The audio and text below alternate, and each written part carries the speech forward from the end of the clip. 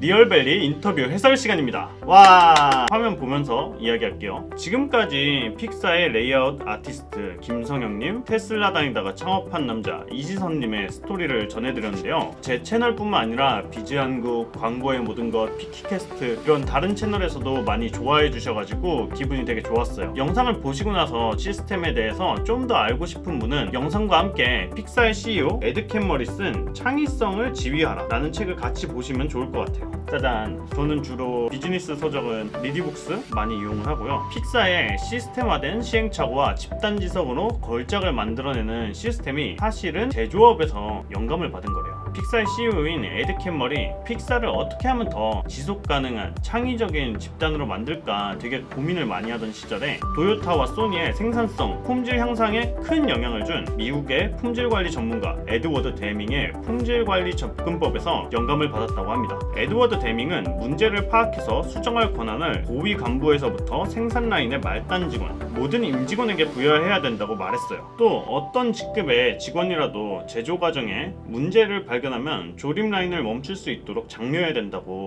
이야기를 했어요. 소니와 도요타 같은 기업들은 에드워드 데밍의 말을 받아들여서 임직원들이 누구든 좀 문제가 있다라고 생각이 되면은 제조 과정을 스톱하고 문제에 대해서 이야기하고 수정할 수 있도록 권한을 분배를 해줬고요. 이를 통해서 해당 기업들은 전례 없는 품질 향상, 생산성 향상을 기록할 수 있었다고 해요. 자기네 회사 제품이 안 좋기를 원하는 사람은 아무도 없죠. 인간에 대한 신뢰를 통해서 나온 프로세스라고 생각을 해요. 에드 캠머는 질 높은 작품을 완성하려면 모든 팀의 모든 구성원이 문제를 발견하는 즉시 제작 라인을 멈출 수 있어야 한다. 모든 직원은 먼저 허락받지 않은 채 문제 해결에 나설 수 있어야 된다. 경영진이 효율을 높이고자 말할 때 의도하는 진짜 목적이 품질임을 직원들에게 명확히 알려줘야 한다. 솔직함이 없으면 신뢰도 존재할 수 없다. 신뢰가 없으면 창의적인 협업은 불가능하다. 스토리가 왕이다 등의 이야기를 하면서 문제의 원인을 찾고 작품의 질을 높이는 포럼인 브레인 트러스트를 만들고 오디션과 캐스팅 방식으로 감독을 뽑고 다 같이 피드백하고 작품을 완성하는 프로세스. 제작 과정에서 작품을 6번이나 갈아엎을 수 있는 프로세스를 만들면서 이렇게 말했어요. 시스템을 신뢰하라. 정말 멋있고 근사하고 한편으로는 부럽고 그렇죠. 근데 저는 이 영상을 보시는 분들이 한국에서 창의적인 작품이 나오지 않는 이유는 다 윗세대 꼰대들 때문이야, 뭐 이렇게만 생각하지는 않으셨으면 좋겠어요. 6번의 실패를 하려면 6배 더 많은 예산이 필요합니다. 한국에 있는 경영진들도 6번 실패해가지고 어른 아이 할 거 없이 전 세계 사람들한테 감동을 주는 그런 걸작 애니메이션을 만들고 애니메이션 캐릭터들, 음악, IP들을 활용해서 추가적인 수익을 올리는 그런 비즈니스를 할 수 있었다면 그런 실패를 충분히 감수했을 거라고 생각을 해요. 전 세계 사람들의 감수성을 고려해서 다 감동시킬 수 있는 노하우와 경험이 없기 때문에 못하고 있는 거라고 생각을 해요. 창의적인 작품을 만들기 위해서는 제작 과정뿐만 아니라 인사, 재무, 유통, 사업 개발 모든 요소들이 크리에이티브를 향해 있어야 된다라고 생각을 하는데 그러기가 힘든 면이 많다는 거죠. 픽사는 정말 하루아침에 이루어진 게 아니에요. 수많은 시도와 작은 성공, 임직원들의 고민, 비즈니스 경험과 노하우가 축적이 돼가지고 만들어진 게 픽사입니다. 개인적으로는 한국의 기업들도 혁신을 위한 투자를 늘리고 수평적이고 솔직한 문화 뭐 이런 것들을 도입하면은 좋겠으나 사실 픽사의 방식을 그대로 뺏기기도 어렵고 그대로 따라간다면은 영원히 픽사의 뒤에 있겠죠.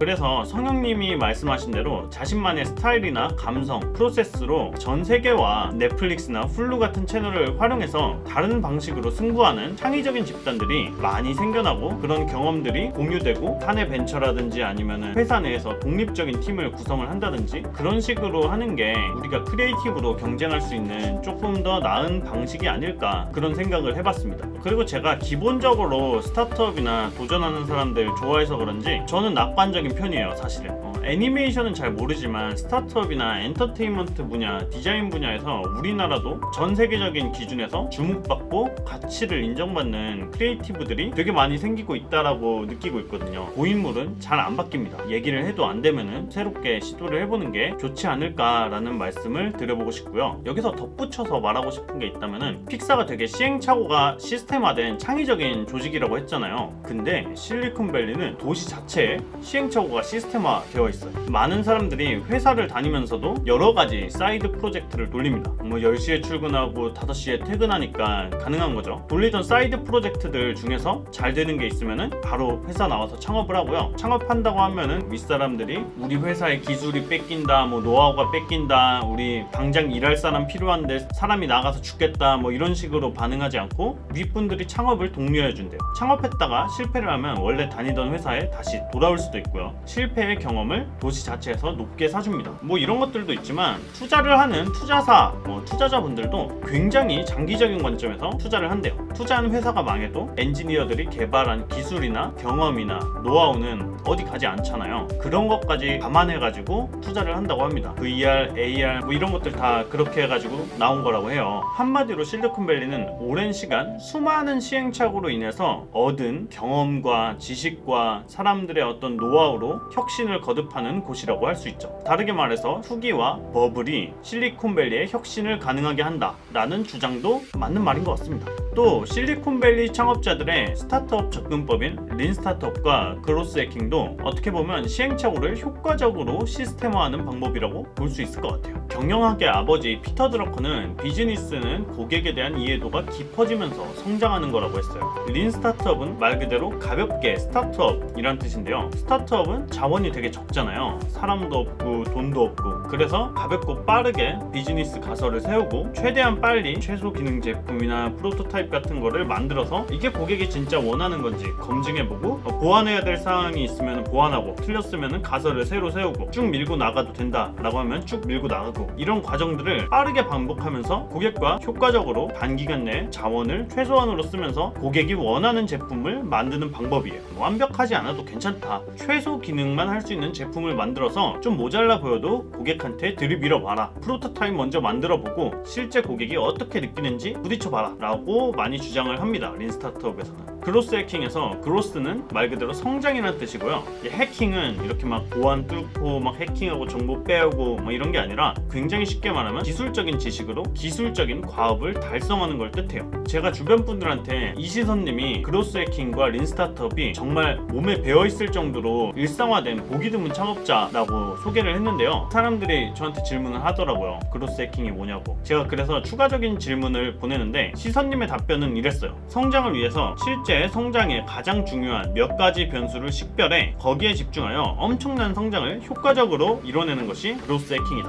시선님은 모닝 리커버리를 창업하기 전에 테슬라에 다니면서 퇴근을 하고 여러 가지 사이드 프로젝트를 운영하면서 고객들한테 던져보고 그랬어요. 그러다가 숙취 음료가 반응이 좋아가지고 모닝 리커버리를 창업을 한 케이스입니다. 회사에 다니면서도 주변 분들한테 많이 물어봤대요. 숙취 음료 같은 거, 행오버 드링크 이런 거 있으면 어떨 것 같아? 얼마 정도면 가격이 적당할까? 많이 물어보고 집에 가서 리서치도 많이 했대요. 그러고 나서 그런 거 있으면 좋을 것 같아 라는 반응을 얻으니까 회사 다니면서 휴가 내고 한국에 와가지고 숙취 음료를 이렇게 몇 박스 구해가지고 와가지고 주변 분들한테 먹여보고 그랬대요. 그러니까 반응이 좋아가지고 나 이거 해볼 거다. 직속 상사한테 엔젤 투자를 받고 인디고고라는 크라우드 펀딩 채널을 통해서 제품을 마케팅하고 알림으로써 창업 리스크를 효과적으로 줄이고 마케팅 효과를 엄청 극대화할 수 있었죠. 이런 면에서 저는 시선님이 린 스타트업과 그로스 해킹을 엄청 잘하는 분이다 라는 생각을 했어요. 전 잘 못하거든요. 완벽한 거 만들고 싶지, 크고 아름다운 거. 사실 인터뷰를 한 지 약 한 달 반 정도가 지났는데요. 실리콘밸리에서 LA로 오피스를 옮겼다고 합니다. 앞으로 제품을 브랜딩하고 효과적으로 마케팅하는 활동이 중요해질 텐데 LA는 헐리우드가 있는 영화, 콘텐츠, 인플루언서, 모델들이 몰려있는 도시거든요. 그러한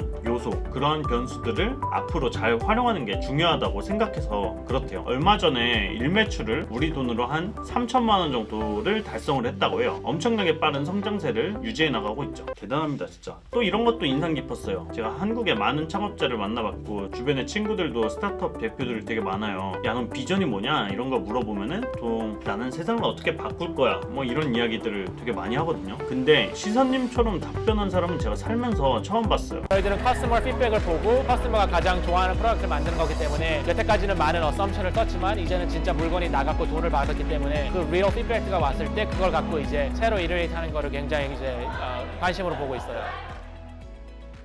진짜 고객한테만 관심이 있는 거죠. 린 스타트업 관련 내용은 프라이머 권도균 대표님의 스타트업 경영 수업이라는 책과 에릭 리스의 린 스타트업이라는 책, 그로스 해킹 관련 내용은 라이언 홀리데이의 그로스 해킹이라는 책을 보시거나 실리콘밸리 그로스 해킹 전문가 안정훈님의 블로그 www.androan.co에 실린 글들을 보면 많은 도움이 될 거라고 생각해요. 시선님이 페이스북에서도 일하고 우버에서도 일하고 테슬라에서도 일했지만 그 전 백그라운드를 보면은 글로벌 기업에서 앞다투어 데려가려고 한다는 캐나다 최고의 실무 중심적인 대학 워털루 대학 출신이라는 것을 알 수 있었어요. 워털루 대학에는 코업이라는 프로그램이 있는데 졸업을 하려면 반드시 20개월 정도의 실무 경험을 갖춰야 된대요. 저희는 보통 1학기 다니고 방학이고 2학기 다니고 또 학년 올라가고 이렇게 하잖아요. 근데 워털루 대학 학생들은 1학기 다니고 기업 가서 일하고 2학기 다니고 기업 가서 일하고 좀 이런 식으로 학교 생활을 한대요. 이러한 과정이 힘들긴 힘든데 시선님 같은 경우에는 이러한 과정을 거치면서 자신의 적성을 발견하고 원래는 나노테크, 나노 엔지니어 학과였는데 시스템 디자인 엔지니어 전공으로 전공을 바꾸고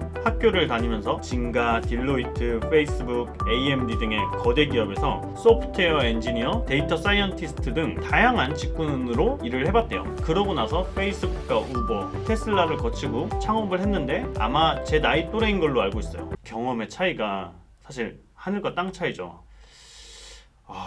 글로벌이 이래서 무섭고 어려운 것 같아요.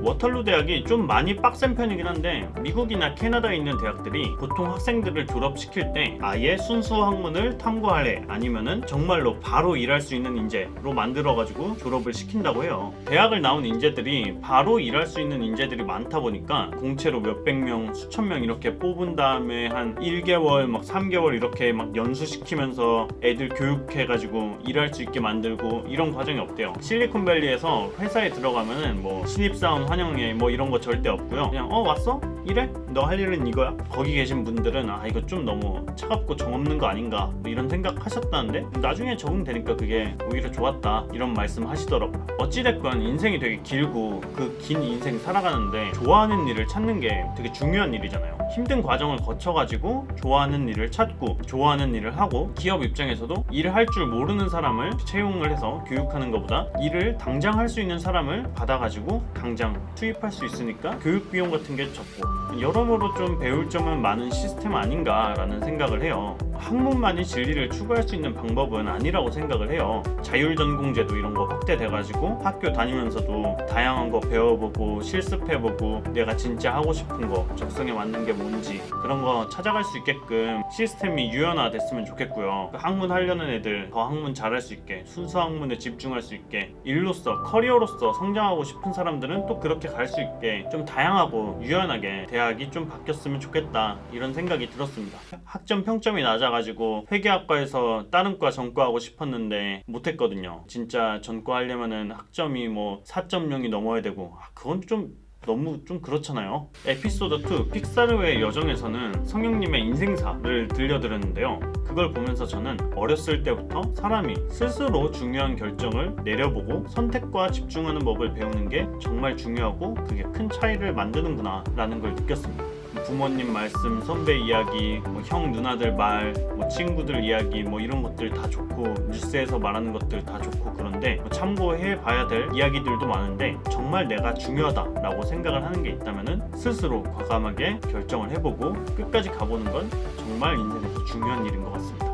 하고 싶은 얘기들 되게 많은데 영상이 너무 길어질 것 같고 앞으로도 인터뷰 영상 몇 개 더 내보내고 해설 영상 또 내보내고 그럴 거예요. 궁금한 점이 있거나 토론하고 싶은 내용들 있으면은 밑에 댓글로 달아주시고요. 페이스북 메시지도 좋습니다. 이상한 건 보내지 마세요. 안녕.